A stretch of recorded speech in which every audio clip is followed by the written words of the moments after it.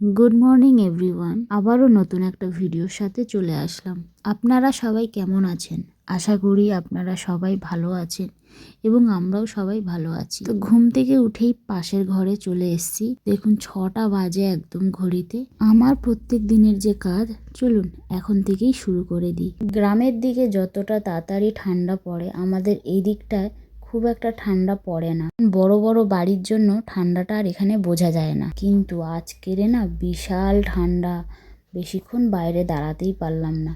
চলুন ভেতরে যাই। বাবু এখন ঘুমাচ্ছে, বাবুর সাথে ওর বাবাও আছে, অসুবিধা নেই। চলুন এদিকে কাজগুলো আমি তাড়াতাড়ি কমপ্লিট করে নিই। এখানে দেখছেন না কত বাসনের ঢিপি। আমরা রাত্রেবেলা খাওয়া দাওয়া করে একেবারে বাসনটা মেজে নিই, কারণ প্রথম কথা খেয়ে দিয়ে উঠে বাসনটা তাড়াতাড়ি মেজে নেওয়াই উচিত। বাবু ঘুমায় তো, সকালবেলা উঠে যে মাজবো খুব অসুবিধা হয়, ওই আওয়াজে ওর ঘুমটা ভেঙে যায়। ওই কারণে আমরা তাড়াতাড়ি বাসনটা রাত্রেবেলায় মেজে নিই। মাঝে মাঝে যখন শরীর দেয় না, তখন সকালবেলায় উঠেই মেজে। এখন তো শীত পড়ে গেছে, শীতকালে যতটা চেষ্টা করি রাত্রেই বাসনটা মেজে নেওয়া। চলুন আপনাদের সাথে কথা বলতে বলতে আমি দুই দিকে গ্যাসে জল বসিয়ে দিয়েছি। একটা হচ্ছে বাবুর খাওয়ার জল, আর একটা হচ্ছে বাবুর বোতল ফোটানোর জল। একটা কাজ করতে করতে দেখেছি কতটা টাইম হয়ে যায়। দেখুন না, এইদিকে কাজ করতে করতে ওইদিকে বাবুও উঠে যাবে।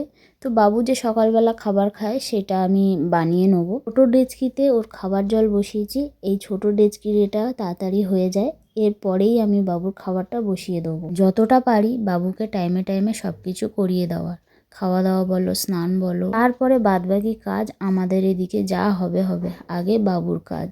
আর এটাই তো স্বাভাবিক। আমি যতক্ষণ ওইদিকে কাজ করছিলাম, ওর বাবা ওর কাছেই ছিল। তো আমি খাবারটা বানিয়ে নিয়ে আসার পর ওর বাবা ওইদিকে গেছে স্নান টান করে পুজোটা দিয়ে নেবে, আর বাবুকে আমি ততক্ষণ এদিকে খাবারটা খাইয়ে দিই। দেখেছেন তো কি দুষ্টুমি। আমি যখন একা খাওয়াই তখন মুখে খেলনা নিয়ে বা অঙ্গি ভঙ্গি করে ওই গান করেই খাওয়াই, এবং ওর বাবা থাকলে সুবিধা হয়। ওর বাবার সাথেও সেম, ওর বাবা নাচ করে, গান করে, তারপরে খায়। কালকে রাত্রেবেলা ফ্রাইড রাইস আর আলুর দম যে মা রান্না করেছিল, একটু একটু বেঁচে গেছিল।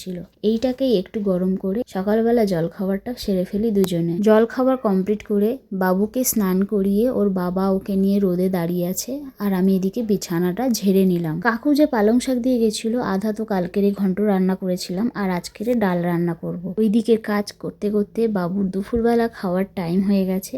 চলুন ওকে আমি খাইয়ে দিই। ওর বাবা তো ওকে ধরে আছে, আমার একটু সুবিধা হয় ওর বাবা যখন ওকে ধরে। একা একা করি, হয়ে যায় ঠিকই, কিন্তু কেউ ধরে থাকলে আমার একটু সুবিধা হয়। বাবুকে খাওয়ানোর পর এবার আমরাও খেয়ে নিই। ভাত আছে এখানে, পুঁইদানার তরকারি, ওই পালং ডাল আর একটা ডিম ভাজা। গুড ইভিনিং সবাইকে। দেখতে দেখতে বিকেলও হয়ে গেল, বাবু ঘুমটা ভেঙে গেছে। চলুন রান্নাঘরের দিকে যাই, ওর দিদা কি রান্না করছে দেখি। চলুন ভিডিওটি আজকে এই পর্যন্ত রাখি, আবার নতুন একটা ভিডিওর সাথে দেখা হবে। ও মা রান্না করছে ফুলকপি আলু ভাজা।